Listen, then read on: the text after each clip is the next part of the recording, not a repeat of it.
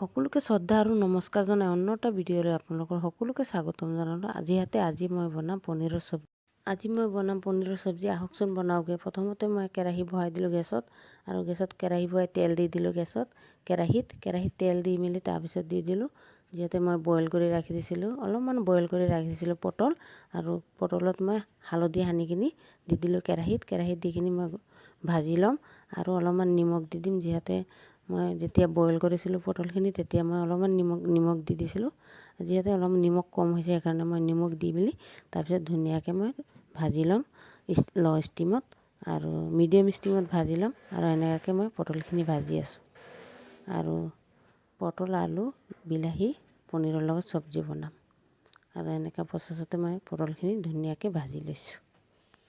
পটল ভাজা হৈ গ'ল, আৰু এতিয়া নমাব হ'লে আৰু নমাই ল'ম। আৰু আপোনালোকে এনেকৈ বইল কৰি ল'ব পটলখিনি, তাৰপিছত এনেকৈ ভাজিব। কম তেলতে ভাজা হৈ যাব, আৰু ভাজা সোনকালে হ'ব, আৰু খাবলৈ যিহেতু বহুত টেষ্টি হয়। আৰু এয়া মই নমাই লৈছোঁ। পটল নমোৱাৰ পিছত যিহেতু মোৰ কেৰাহীত অলপমান তেল আছিলে, পটল ভাজা সময়তে তেল আছিলে, সেইটো তেলতে মই দি দিম অলপমান হালধি দি মেলি পনীৰ দি দিম। যিহেতু পনীৰ মই এনেকৈ টেমাৰ পনীৰ বনাম আজি, আৰু পনীৰ মই এনেকৈ এটা চাকনিত থৈ দিছোঁ, আৰু 2-3বাৰ ভাল পানীৰে ধুই মেলি, আৰু টেমাৰ পনীৰ সেইকাৰণে মই ধুই ল'লোঁ, আৰু যিহেতু গৰম বেছি সেইকাৰণে ধুই মেলি তাৰপিছত দি দিলোঁ কেৰাহীত দি মেলি, আৰু লগত দি দিলোঁ অলপমান হালধি, আৰু আগত তেলত হালধি দি লৈছোঁ, তাৰপিছত পনীৰ ঢালিলোঁ, তাৰপিছত হালধি আৰু নিমখ দি কিনি ধুনীয়াকৈ মই পনীৰখিনি ভাজি ল'ম। আৰু পনীৰত যিহেতু মই চাকনিত থৈ দিছোঁ হ'লেও পানী ওলাইছে, পানীখিনি যেতিয়া শুকাই যাব তেতিয়া মোৰ পনীৰখিনি ভাজা হৈ যাব। আৰু এনেকুৱা প্ৰচেছতে মই পনীৰখিনি ভাজি লৈছোঁ। আৰু পনীৰত হালধি আৰু নিমখ দি কিনি ভাজিলে যিহেতু চব্জি বনালে বহুত টেষ্টি হয়। আৰু এনেকুৱাকৈ পনীৰত হালধি নিমখ দি কিনি মই ভাজি আছোঁ, আৰু ভাজি ল'ম। পনীৰৰ পানীখিনি শুকাই গ'ল, এতিয়া এনেকুৱা প্ৰচেছত আহি গ'ল পনীৰখিনি, আৰু এতিয়া আৰু অলপমান ভাজি ল'ম। পনীৰ মোৰ ভাজা হৈ গ'ল, এনেকুৱাকৈ ৰঙাকৈ ভাজি ল'লোঁ, আৰু এতিয়া নমাব হৈ গ'ল, আৰু নমাই ল'ম। আৰু এয়া মই নমাম, আৰু এনেকৈ ৰঙাকৈ ভাজিছোঁ, এয়া মই নমাই আছোঁ, আৰু নমাই ল'ম। আৰু পনীৰ নমাই মেলি তাৰপিছত মই দি দিম, যিহেতু তেল বাচিব সেইটো তেলতে মই আলু দি দিম। আলু দি মেলি আলুত অলপমান হালধি আৰু নিমখ দি দিম।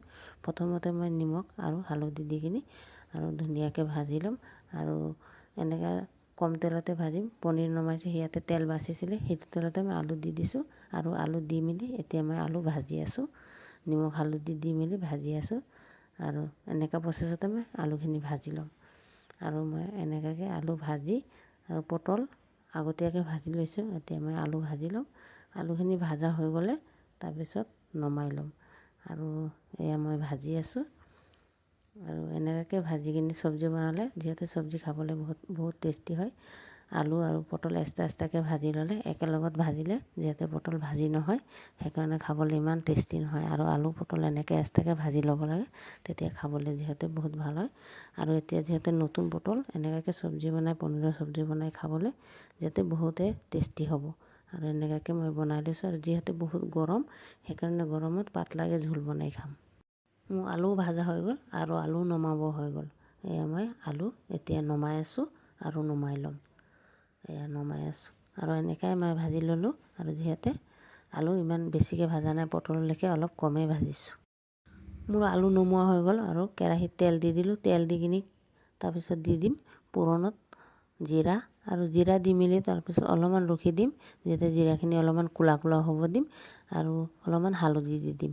আৰু জিৰাখিনি ক'লা হোৱাৰ পিছত অলপমান হালধি দি দিম। হালধি দি মেলি তাৰপিছত মই মছলা পিচি ৰাখিছোঁ সেই মছলাখিনি দি দিম। এয়া মই দি দিলোঁ হালধি দি মেলি যিহেতু মোৰ জিৰাখিনি ক'লা হৈ গ'ল, হালধি দি দিলোঁ, আৰু এয়া মছলা দি দিলোঁ, জিৰা আৰু জলকীয়া পিচি ৰাখিছোঁ সেইখিনি দি কিনি অলপমান ধুনীয়াকৈ মই ষ্টিমটো ল' কৰি কিনি ধুনীয়াকৈ মই মিলাই দিছোঁ। এয়া মই মিলাই দি আছোঁ। মই মছলা যিহেতু অলপমান কেৰাহীত অলপমান লাগি ধৰিছে, মানে অলপমান জ্বলিব হৈ গ'ল, সেইকাৰণে মই দি দিলোঁ পানী অলপমান পানী দি মেলি, আৰু যিহেতু বইল হৈ যাব মছলাখিনি কেঁচা গোন্ধ গুচি যাব, আৰু মছলা বইল হৈ কিনি কেঁচা গোন্ধ গুচি যাব। যিহেতু মছলাত মই পানী দিছিলোঁ, পানীখিনি শুকাই গ'ল। শুকাই মেলি তাৰপিছত তেনেকুৱা কিবা মছলাৰ পৰা তেল ওলাই আহিলে আৰু অলপমান ধুনীয়াকৈ মই লৰাই লৈছোঁ। আৰু তাৰপিছত মই ভাজি ৰাখি দিছিলোঁ আলুখিনি, আৰু আলুখিনি দি দিম এতিয়া ধুনীয়াকৈ। আৰু এয়া মই আলু দি দিম, যিহেতু মছলাৰ পৰা তেল ওলাই আহিলে আৰু মছলা কেঁচা গোন্ধ গুচি গ'ল। আৰু এনেকুৱা প্ৰচেছতে মই মছলাত ধুনীয়াকৈ তেল ওলাই আহিলে, চাইছেনে বাৰু। এতিয়া মই দি দিলোঁ আলুখিনি দি দিম, আৰু পটল যিহেতু এতিয়া নিদিওঁ, পটল পিছত দিম। আৰু এনেকুৱা প্ৰচেছত মই আলুখিনি দি কিনি ধুনীয়াকৈ ভাজি ল'ম। আৰু এনেকুৱাকৈ দি কিনি আৰু লগত অলপমান পানীও দি দিম, আৰু পানী দি কিনি ধুনীয়াকৈ মিলাই আলু যিহেতু বইল কম হৈছে ভাজোঁতে, সেইকাৰণে অলপমান পানীও দি দিম। আৰু এনেকুৱা প্ৰচেছত মই ধুনীয়াকৈ লৰাই মেলি আৰু অলপমান পানী দি মেলি তাৰপিছত এনেকুৱাকৈ মই চব্জিখিনি বনাই ল'ম। আৰু লাষ্টত দি দিম মই যিহেতু পটল ভাজি ৰাখিছিলোঁ, পটলখিনি পিছতে দিম। এয়া মই ধুনীয়াকৈ লৰাই আছোঁ, লৰাই মেলি তাৰপিছত ধুনীয়াকৈ আৰু অলপমান বইল হ'ব দিম।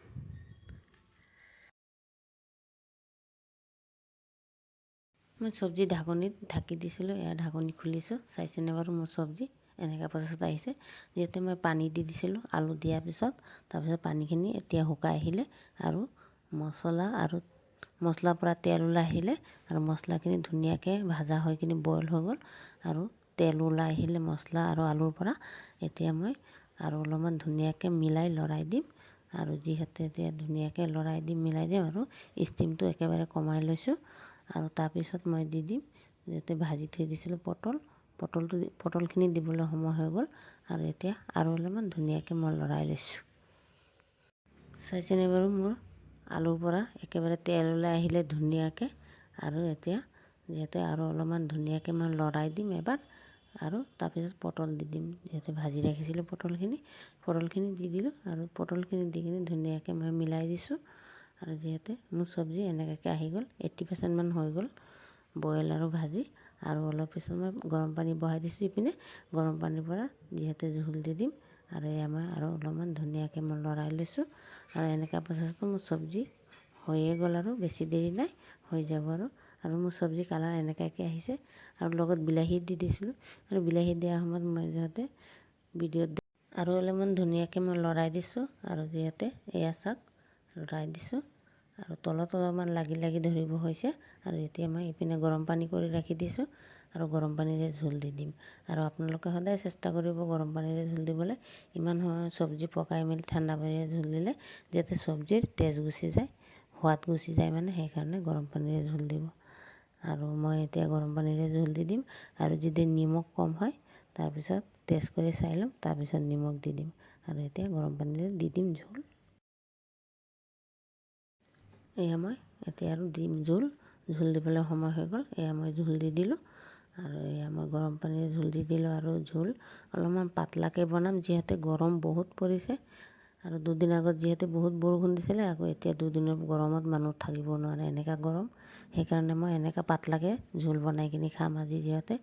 আৰু জ্বলা মছলা চব কম দি কিনি বনালোঁ। আৰু এনেকুৱা প্ৰচেছত মই বনাই লৈছোঁ চব্জিখিনি। আৰু চব্জিখিনি চাবলৈ মোৰ এনেকুৱা কালাৰ আহিছে। আৰু যিহেতু মই কেঁচা জলকীয়া পিচি দিছোঁ, আজি কেঁচা জলকীয়াৰ লগত পকা জলকীয়া নাছিলে, সেইকাৰণে মোৰ চব্জিৰ কালাৰটো এনেকুৱা আহিছে। পকা জলকীয়া পিচি দিলে তেতিয়া মোৰ কালাৰটো ধুনীয়াকৈ আহিলেহেঁতেন। এয়া মই গোটেইখিনি পানীখিনি দি দিলোঁ। তাৰপিছত যিহেতু বইল হৈ গ'ল, আৰু এতিয়া মই দি দিলোঁ পনীৰ, ভাজি ৰাখিছিলোঁ পনীৰখিনি। আৰু পনীৰখিনি দি কিনি অলপমান ধুনীয়াকৈ মই লৰাই দিছোঁ। আৰু মই টেষ্ট কৰি কিনি চাইছিলোঁ, নিমখ যিহেতু অলপমান কম হৈছিলে, নিমখ অলপমান দি দিলোঁ। আৰু পনীৰ দি মেলি নমোৱাৰ আগত মই দি দিম গৰম মছলা। আৰু এয়া মই দি দিলোঁ পনীৰ দি কিনি অলপমান ধুনীয়াকৈ মই লৰাই দিছোঁ।